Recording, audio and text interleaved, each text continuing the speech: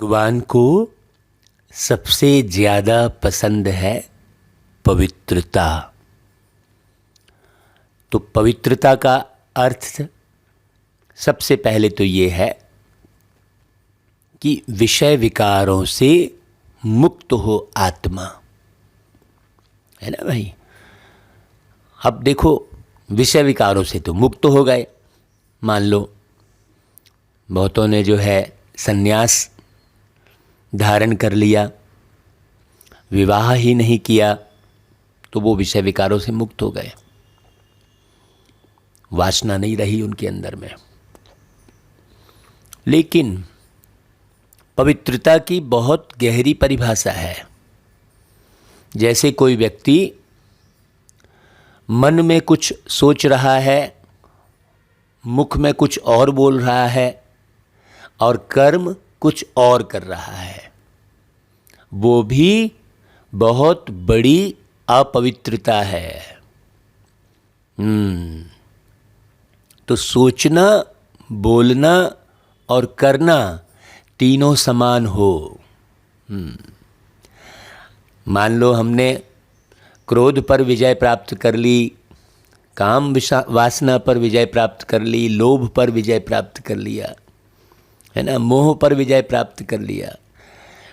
अभिमान एक तो बहुत तंग करता है, और दूसरा ये जो चालबाजी खेलते हैं लोग, सोचते कुछ और हैं, बोलते कुछ और है, करते कुछ और है, ये महा अपवित्रता है। इससे श्रेष्ठ दुनिया के निर्माण में बहुत बाधा आती है। कोई भी कर्म आप ऐसे कर रहे हैं जिससे बाबा को श्रेष्ठ दुनिया के निर्माण में विघ्न पड़ रहा है, वो अपवित्रता है। इसलिए बाबा कहते हैं, मीठे बच्चे अंदर बाहर साफ बनो। बाहर से तो बहुत स्वच्छ है, लेकिन अंदर गंदगी भरी पड़ी है। उसको कहते हैं कि मन मैला और तन क्यों धोए, फूल जो चाहे कांटे क्यों बोए, कांटे क्यों बोए, मन मैला और तन को धोए। बाहर से तो बहुत स्वच्छ है, घर आपका एकदम स्वच्छ है, लेकिन अंदर मैल भरी पड़ी है। ये ऐसा है, वो वैसा है, कोई ना कोई अंदर शिकायत लिए बैठे हैं। तो बाबा कहते हैं, देखो, कोई भी गंदी आदत अब तुम्हारे में नहीं होनी चाहिए। किसी भी किस्म की गंदी आदत, खान पान की, बोली वाणी की, रहन सहन की, दृष्टि वृत्ति की। हाँ, वृत्ति अंदर से गंदी है, भावना कुछ दूसरी है, बात कुछ और कर रहे हैं। भावना में जो है विषय विकार समाये हुए हैं, और मुख से भाई जी बोल रहे, बहन जी बोल रहे। ये बहुत बहुत बड़ा महापाप है ये। तो बारीक बात समझने की है। ब्राह्मण बच्चों को बाप से पूरा वर्षा लेने के लिए किन किन धारणाओं पर ध्यान रखना है।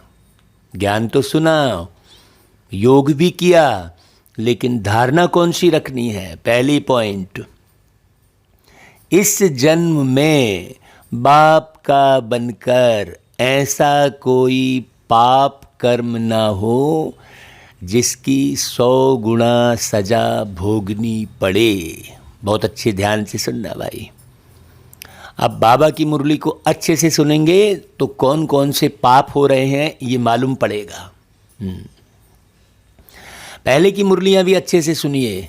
जितना ज़्यादा आप मुरली सुनेंगे उतना ही आप प्यारे पिता परमात्मा के करीब जाते जाएंगे। बाबा के करीब जाने का अर्थ ये नहीं है कि हम यहाँ पर किसी आश्रम के करीब हैं, वहाँ जाके सेवा कर रहे हैं तो हम बाप के करीब हैं। नहीं, विषय विकारों से पूरी तरह मुक्त हैं, अंदर बाहर पूरी तरह साफ हैं।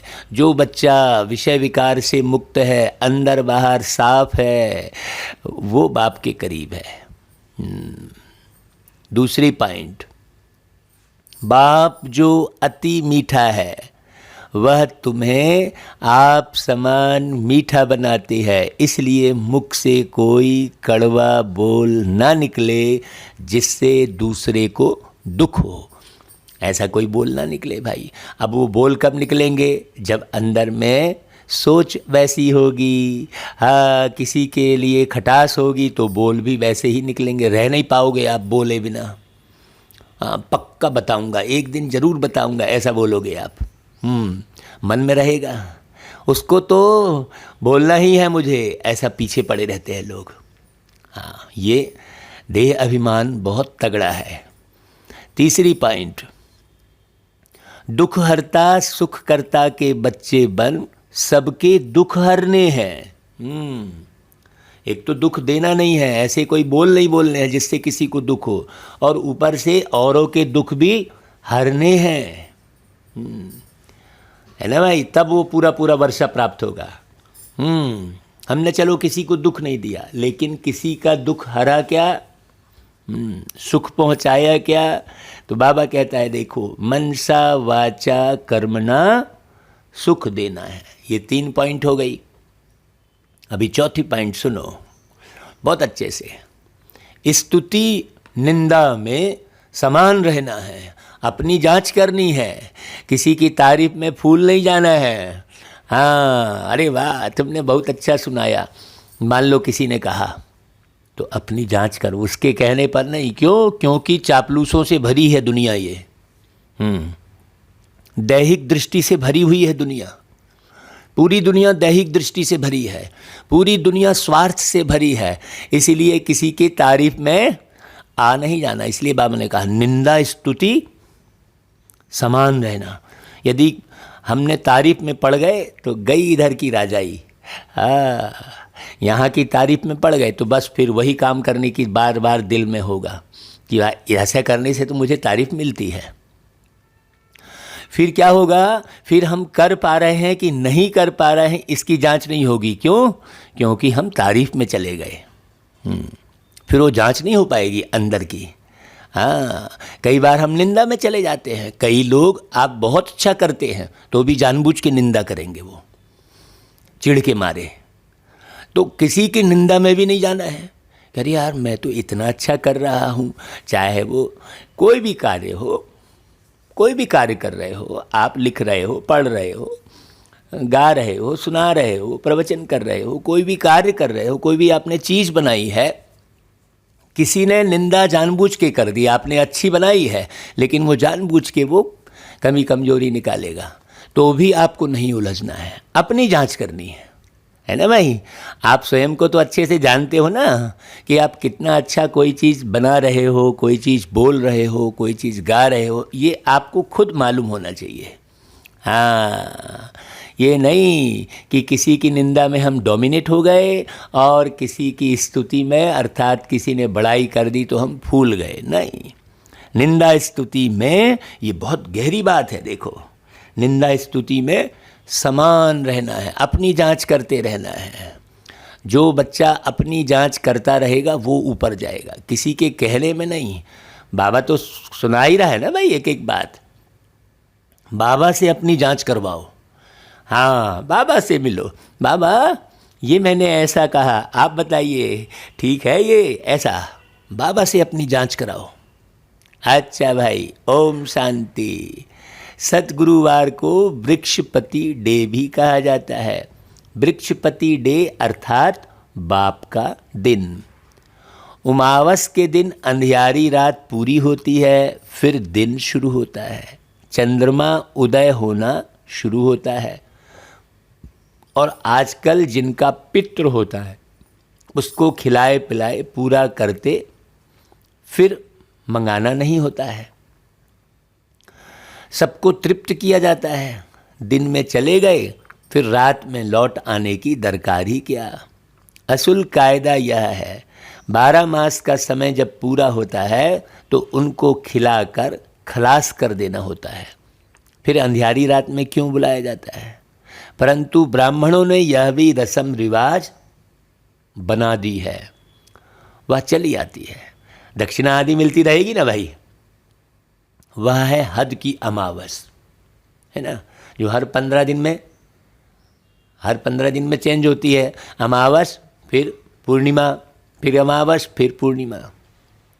अब बाप आए हैं बेहद की अमावस में। कलयुग पूरा ही अमावस है, बेहद की अंधेरी रात है, इसे भी अच्छे से समझना। बाप आते हैं तो आधा कल्प का अंधियारा पूरा होता है। सबसे बड़ा पितर कौन हुआ? बाबा, शिव बाबा।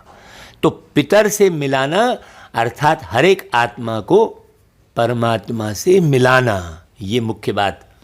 अभी कुछ दिन पहले ही हमको किसी ने फ़ोन पर पूछा था तो यही बात बाबा ने कहलवाई थी। देखो आज मुरली में भी वही बात आ गई।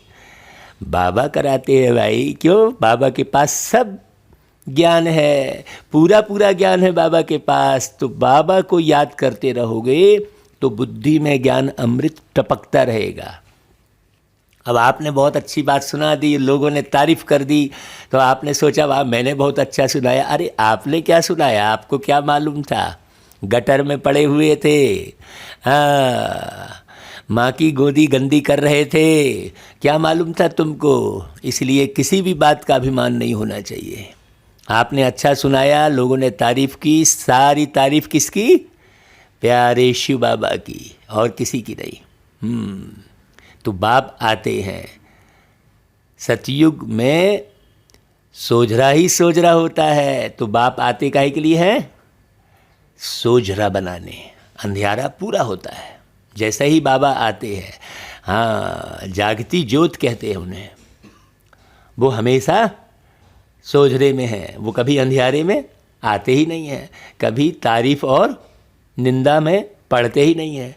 लोग कितना उटपटांग बोलते हैं उनके लिए। हे भगवान तूने मेरा बच्चा ले लिया, हे भगवान तूने पानी नहीं गिराया, कुछ भी बोलते हैं नहीं। लेकिन बाबा ऐसी निंदा में भी नहीं आते। फिर लोग बड़ी तारीफ किए जाएंगे, तुम ही हो ऐसा, तुम ही हो, लेकिन बाबा उस तारीफ में भी नहीं जाते। बाबा को तो मालूम है मैं कैसा हूँ, है ना भाई। तो बाबा नहीं जाते, इसलिए वो सदा जागती ज्योत है। देखो आप अंधेरे में पड़ जाते हो, ऊपर की पॉइंट आगे की पॉइंट से पूरी मिल रही है। तो बाबा कहते हैं देखो, सतयुग में कभी कोई पित्र आदि नहीं खिलाएंगे।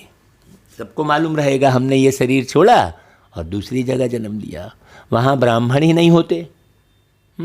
सतयुग में भाई ऐसे नहीं है कि वहाँ कोई शरीर नहीं छोड़ता है, हैं?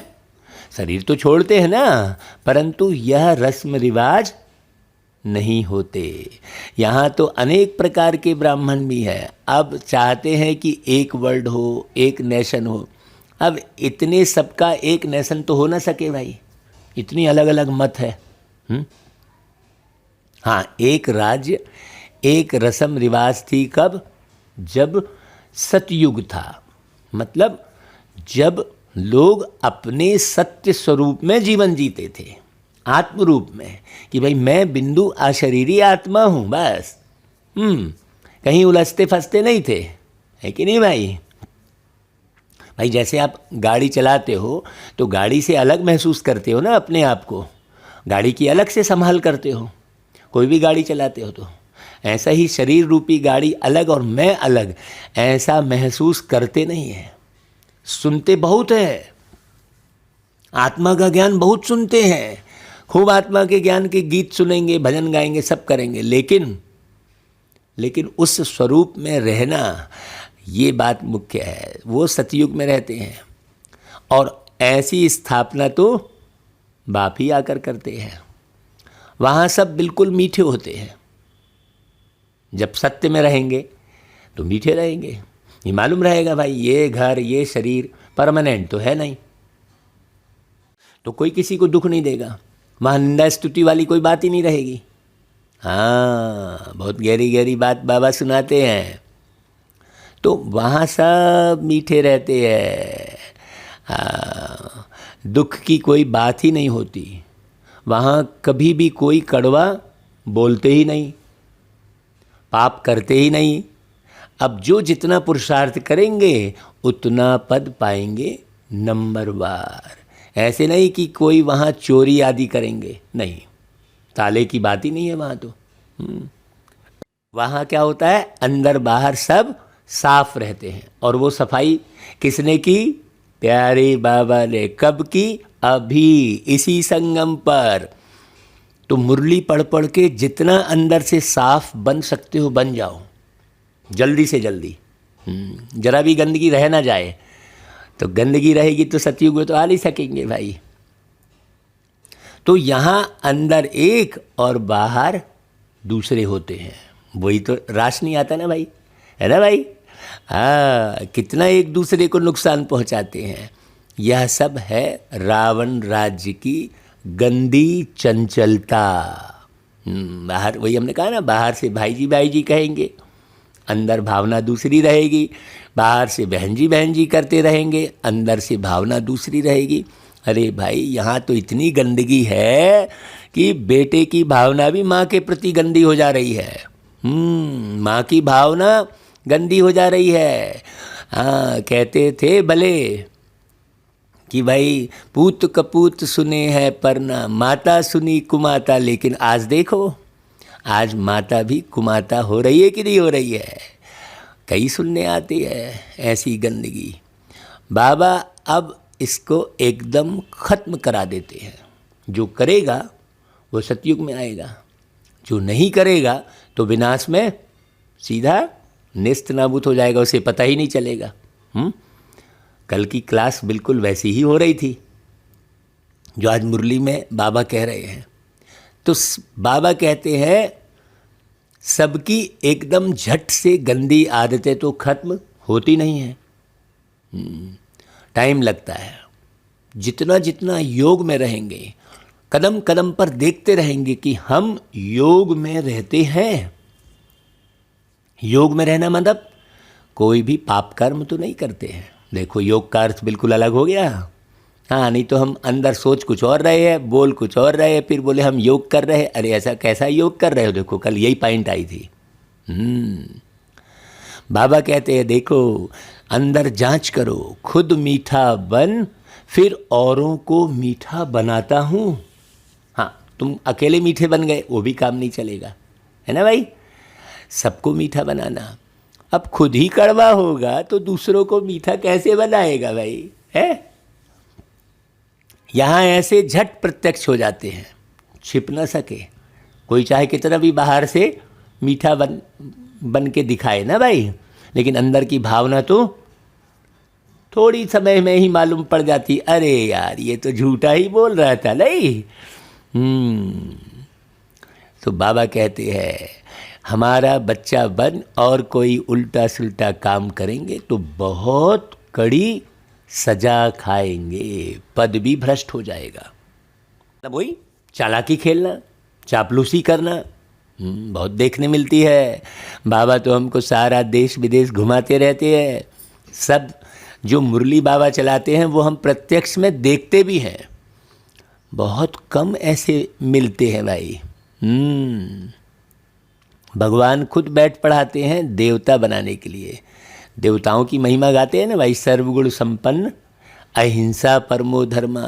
तो हिंसा दो प्रकार की होती है। एक तो काम कटारी की हिंसा से मनुष्य आदि मध्य अंत दुख पाते हैं। दूसरा फिर क्रोध में आकर एक दो को मारते दुख देते हैं, दुखी होते हैं। यहाँ तो बच्चों को कहा जाता है मनसा वाचा कर्मणा, ऐसा कोई काम नहीं करना, कोई को दुख नहीं देना।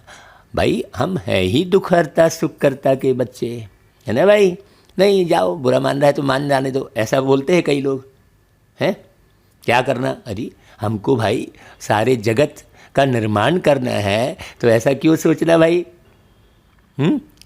अच्छे से रीति बैठ के और अंदर बाहर साफ रख के किसी से बात करोगे तो कोई आपका बुरा मानेगा ही नहीं, सीधी सी बात है। तो सबको यही युक्ति बतानी है। तुम कैसे दुख हर कर सुख दो। किए हुए कर्मों का हिसाब किताब फिर चुकतू हो जाता है। यदि हम लगातार सुख देने का कार्य कर रहे हैं, हाँ, निभा रहे अच्छे से हर एक के साथ, तो फिर क्या होता है, हिसाब किताब चुकतू हो जाता है। हिसाब किताब चुकतू वाली आत्मा एकदम हल्की रहेगी हमेशा। उसका कहीं हिसाब किताब नहीं बनेगा। अरे हमेशा ये सोचना चाहिए, अरे भाई अब तो हमको घर जाना है, कहाँ यहाँ लफड़े में पड़ना है। किसी ने दो बात कह दी, चुपचाप सह जाओ, क्या करना है, ऐसी स्थिति रहनी चाहिए। थोड़ा बहुत तुम्हारा घाटा भी हो गया तो हो जाने दो ना, क्या करना, हमको तो सतयुग की बादशाही लेनी है। ऐसे ख्यालों में रहने वाला बच्चा बाबा को जरूर याद करेगा। तो यहाँ बाप समझाते हैं, इस जन्म में जो कुछ पाप कर्म किए हैं कम से कम उसे बतला दो। हाँ, उसे संभाल के नहीं रखो, नहीं तो मन खाता रहेगा। आप बतला दोगे कि भाई मैंने ये पाप कर्म किए हैं आदि से लेकर और जितनी अभी उम्र हुई है। मान लो आपकी उम्र 65 साल है, तो आप जब से होश संभाले हो, भाई बचपन में क्या किए वो तो याद नहीं रहेगा, लेकिन बहुत सारा याद रहता है ना। तो आप वो पूरे 65 साल का, मैं कम से कम नहीं तो आप 50 साल का तो लिख ही सकते हो भाई। तो ऐसा करो, बाबा युक्ति बतला रहे हैं। बतलाने से फिर क्या होगा, आधा कट जाएगा, पूरा नहीं कटेगा, लेकिन आधे से तो हल्के हो जाओगे आप। लेकिन अब अनेक जन्मों के किए हुए पाप कर्म तो बहुत है ना सिर पर, तो कम से कम एक जन्म का बता के तो आधा कर लो। युक्ति बता रहे हैं बाबा। तो अभी बाप समझाते हैं कि इस जन्म में भी ऐसा कर्म नहीं करना चाहिए जिसका पाप बने, और फिर योग बल से अनेक जन्मों के पाप कर्म भस्म करने हैं। पहले तो इस जन्म में कोई कर्म ऐसा ना करो, और दूसरा योग बल से आप लाखों को सुख पहुंचाओ, तो भाई इधर पुण्य का खाता बढ़ जाएगा, तो पिछले जन्म का खाता कम होता जाएगा, है ना भाई। बहुत गहरी बात है। ये युक्ति आज तक किसी ने नहीं बताई। तो बाबा कहते हैं, ब्राह्मण बनने बगैर वर्षा मिल न सके। यह बाप दादा है ना, वर्षा तुमको उनसे मिलता है।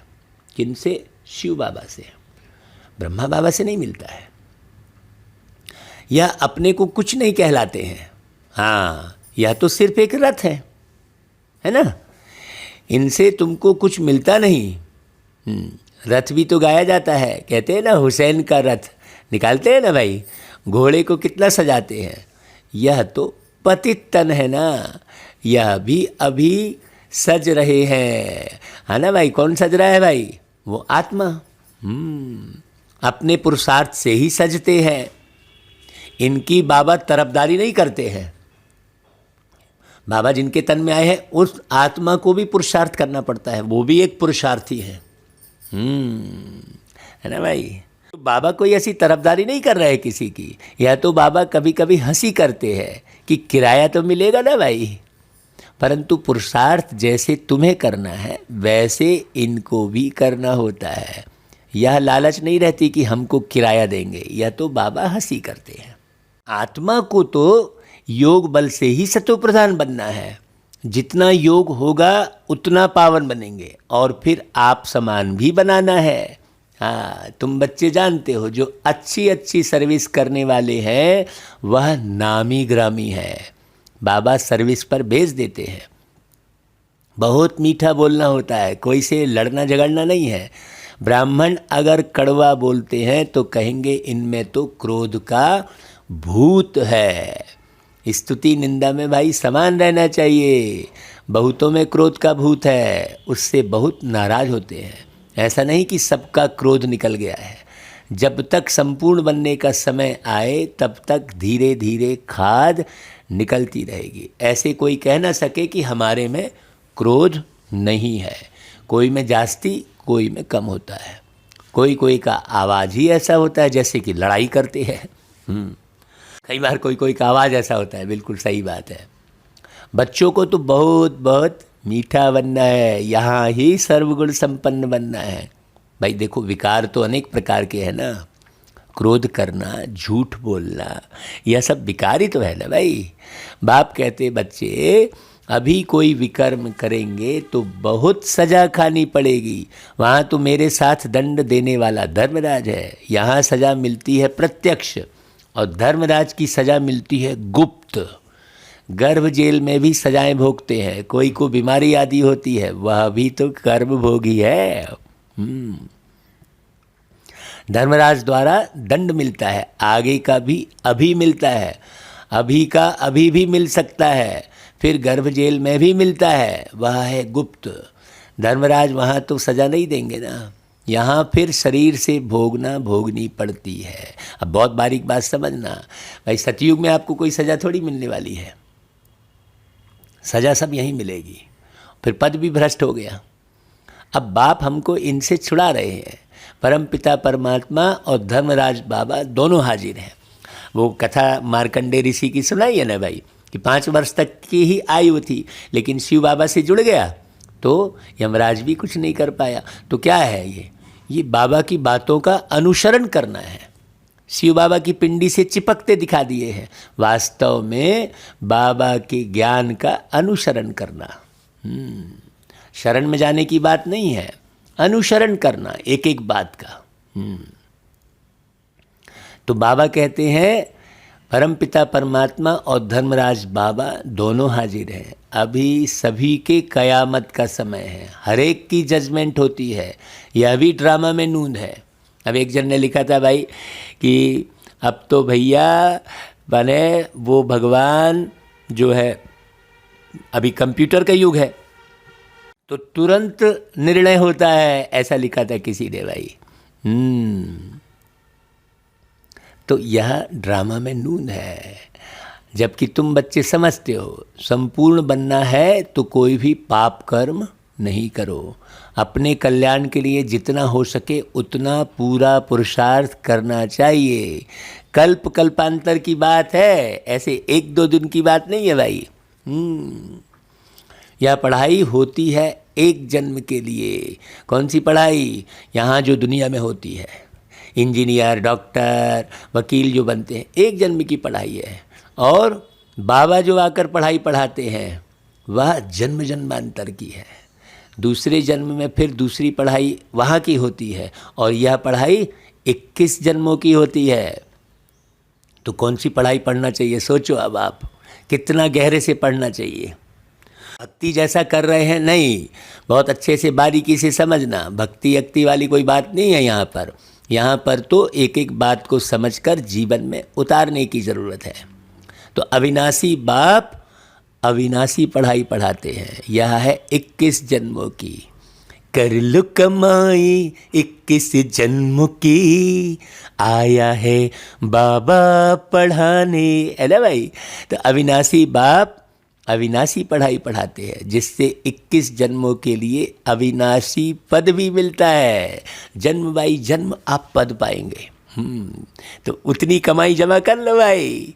हाँ, हर जन्म आप महाराजा राजा ऐसे बनेंगे आप हर जन्म। जो कितना सुख होगा आत्मा को। तो कमाई कर लो, अभी यही समय है। अभी इधर उधर बुद्धि मत लगाओ, केवल बाबा में बुद्धि लगाओ। तो बाप से 21 जन्मों के लिए वर्षा मिलता है, तो ले लो भाई, लूट लो खजाना। बाबा से लुटा रहा है, देने वाला लुटा रहा है, ऐसा कहते हैं ना भाई। तो तुम बच्चे जानते हो यह पुरानी दुनिया है। नई दुनिया में एक ही भारत अकेला था और कोई दूसरा देश था ही नहीं। अब फिर यह चक्र फिरना है, बहुत ध्यान से सुनना। नई सृष्टि स्थापन हो, पुरानी का विनाश होगा, यह तो गाया हुआ है। परमपिता परमात्मा ब्रह्मा द्वारा आकर नई दुनिया स्थापन करते हैं, तो ब्राह्मण तो जरूर चाहिए ना भाई। तो जरूर पवित्र भी बनते होंगे, राजयोग भी सीखते होंगे भाई। हम ब्रह्मा कुमार कुमारियाँ तो पवित्र बन रहे हैं। बाप यह नहीं कहते कि घर बार छोड़ो, नहीं, गृहस्थ व्यवहार में रहते कमल फूल समान रहो। यह बाप दादा नाम बहुत अच्छा है, दादे से वर्षा मिलता है, वह है ऊंचते ऊंच। ब्रह्मा तो पतित था ना भाई, यह पहले पहले श्रेष्ठाचारी पूज्य महाराजा था, अब अंत में आकर पतित बन गया। यह है इनका अंतिम जन्म। हाँ, अब भाई ये थोड़ी अपने को महान बोल रहे हैं, जिनके तन में आए हैं बाबा। सेवाधारी है, हम भी सेवाधारी है भाई। महान ते महान तो एक परमात्मा है, बाकी इस दुनिया में कोई भी महान नहीं है। इस दुनिया में कोई पावन है ही कहाँ भाई। हाँ, कहते हैं ना भाई, यार हमारी बात सुनो, ऐसा एक इंसान चुनो जिसने पाप ना किया हो, जो पापी न हो, ऐसा कहते हैं ना भाई। तो यहाँ जब एक भी पावन नहीं है तो काहे माने अपनी बड़ाई करते बैठे हो।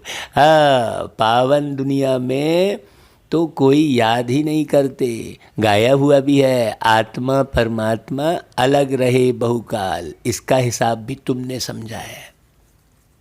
कितने हजार साल अलग रहते हैं।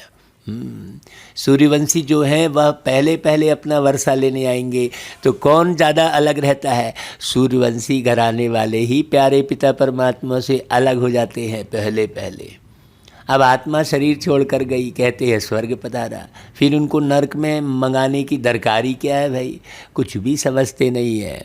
साधु संत आदि भी मरते हैं तो उनकी भी बरसी मनाते हैं, भोग लगाते हैं। जब कहते हैं ज्योति जो समाया, फिर भोग क्यों लगाना भाई? वर्षी क्यों मनाते? शरीर तो खलास हुआ, आत्मा भी गई, फिर आत्मा को बुलाने की क्या दरकार है भाई? ज्योति में लीन हो गई, फिर आ कैसे सकती है? अब अनेक अनेक मत हैं, समझने की बात है ये सब। ऐसे भी कहते हैं मनुष्य मोक्ष पाता है फिर आता नहीं।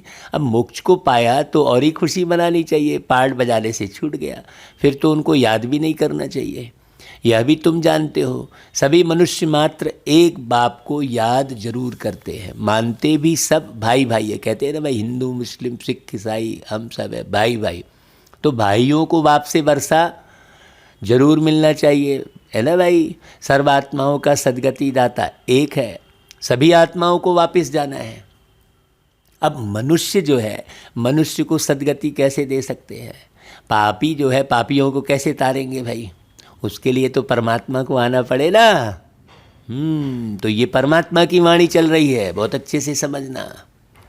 इसलिए एक ही सर्व के सदगति दाता का नाम मशहूर है, वही ज्ञान के सागर पतित पावन है, वही बाप आकर राजयोग सिखलाते हैं, सभी को रावण राज्य से छुड़ाते हैं। इनको बेहद की अमावस कहेंगे। आधा कल्प है बेहद की रात, फिर आधा कल्प है बेहद का दिन। यह खेल है। जब रिलीजियस कॉन्फ्रेंस वाले बुलाते हैं शांति कैसे हो, तो वहाँ बताना चाहिए एक धर्म एक मत सतयुग में ही होता है। उनको 5000 वर्ष हुए, वह सुख शांति वहाँ पर सब थी। हाँ, बाकी सब आत्माएं शांति धाम में थी। नई दुनिया में एक ही धर्म था। पुरानी दुनिया में झाड़ कितना बढ़ जाता है, अनेक धर्म है। पहले तो आत्मा का ज्ञान समझ में आए, तब फिर सारी बातें समझ में आए। अब अनेक धर्मों का विनाश और एक धर्म की स्थापना, यह बाप का ही काम है। शिव बाबा कहते हैं, देखो भाई, यह तो हमारा ही काम है, हम कल्प कल्प आकर यह कार्य करता हूँ। सतयुग राजधानी के लिए राजयोग जरूर संगम पर ही सिखलाएंगे। सभी पतितों को पावन बनाते हैं। कहते हैं, मैं आता हूँ बहुत जन्मों के अंत के जन्म के अंत में। जिसने पूरे 84 जन्म लिए हैं उनके रथ में ही आकर समझाता हूँ। अब ये बात लोग समझते नहीं है। नई दुनिया तो है ही नहीं यहाँ पर, पुरानी दुनिया में ही आकर नई दुनिया बनाऊंगा ना भाई। बाबा कहते हैं पतित दुनिया को पावन बनाता हूँ, तो यहाँ पूरे के पूरे पतित हो गए ना भाई। तो बाबा कहते हैं, देखो मेरा नाम ही है दुख हरता सुख करता। सुख में मुझे कोई याद नहीं करते, दुख में मुझे याद करते हैं, तो जरूर सुख मिला हुआ था ना। बाप कहते हैं, मैं आया हूँ पढ़ाने। अब पढ़ना तो तुम्हारा काम है ना। अब भाई हमने पढ़ाया आपको और आप पढ़े नहीं अच्छे से तो कैसे गढ़ोगे भाई। मनुष्य तो घोर अंधियारे में है, तुम भी कुछ नहीं जानते थे। हाँ, इस समय सारी दुनिया का बेड़ा डूबा हुआ है, कितने दुखी हैं। तुम सबका बेड़ा पार करते हो, सब शांति धाम में चले जाएंगे। यह बातें तुम्हारी बुद्धि में है सो भी नंबरवार।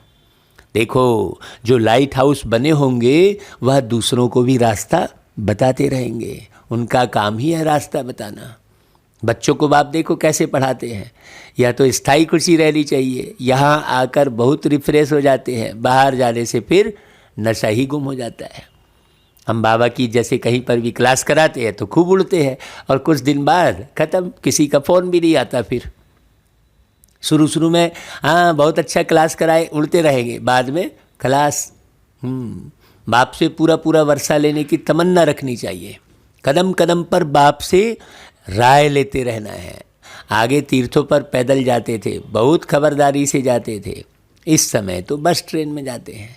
माया का इस समय भपका बहुत है। सतयुग में भपका था, फिर द्वापर से गिरता गया, अब फिर पिछाड़ी में शुरू हुआ है। इनको माया का पंप कहा जाता है।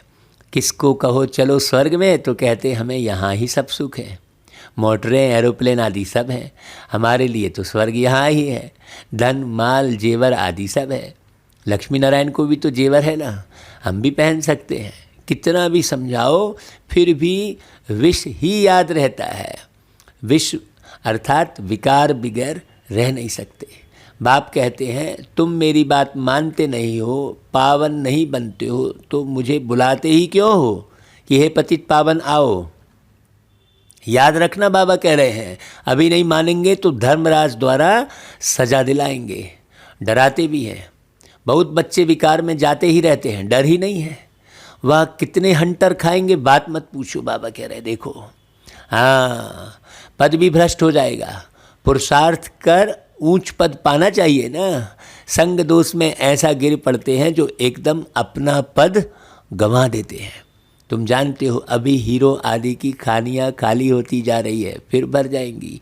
सोने हीरो के पहाड़ होते हैं, हीरे जब खोद कर निकालते हैं तो पहले पत्थर होते हैं, फिर उनको साफ कर हीरा बनाते हैं। तुमको भी ज्ञान सिरान पर चढ़ाते हैं तो तुम कितने अच्छे हो जाते हो। बाबा ने ज्ञान सुना सुना कर देखो कितना क्या से क्या बना लिया। अपनी याद करो जरा, क्या थे और क्या बन गए। अच्छा भाई, मीठे मीठे सिक्की लधे बच्चों प्रति, किन बच्चों को बाबा याद प्यार दे रहे हैं, बहुत गौर से सुनना। माता पिता बाप दादा का याद प्यार और गुड मॉर्निंग। रूहानी बाप की रूहानी बच्चों को नमस्ते, और हम रूहानी बच्चों की रूहानी माता पिता बाप दादा को याद प्यार गुड मॉर्निंग और नमस्ते। जहाँ पर कोई बात समझ में ना आई हो भाई, आप हमें फ़ोन करके पूछ सकते हैं। ये सर्वेंट आपके लिए सदा हाजिर है। हाँ भाई, अच्छा, धारणा के लिए मुख्य सार। पहली पॉइंट, अभी कयामत का समय है, इसलिए कोई भी पाप कर्म नहीं करना है, ये पक्का करना। दृष्टि भी खराब किए, वो महापाप कहलाया। अंदर कुछ और बाहर कुछ और कर रहे हैं, चालाकी खेल रहे हैं, महापाप है, ध्यान रखना भाई। अपने कल्याण का पुरुषार्थ करना है, बहुत मीठा बनना है, क्रोध को छोड़ देना है। हाँ, दूसरी पॉइंट, बाप से पूरा वर्षा लेने की तमन्ना रखनी है, कदम कदम पर बाप की राय लेनी है। हाँ, कदम कदम पर मदद तुम्हारी ये एहसास दिलाती है।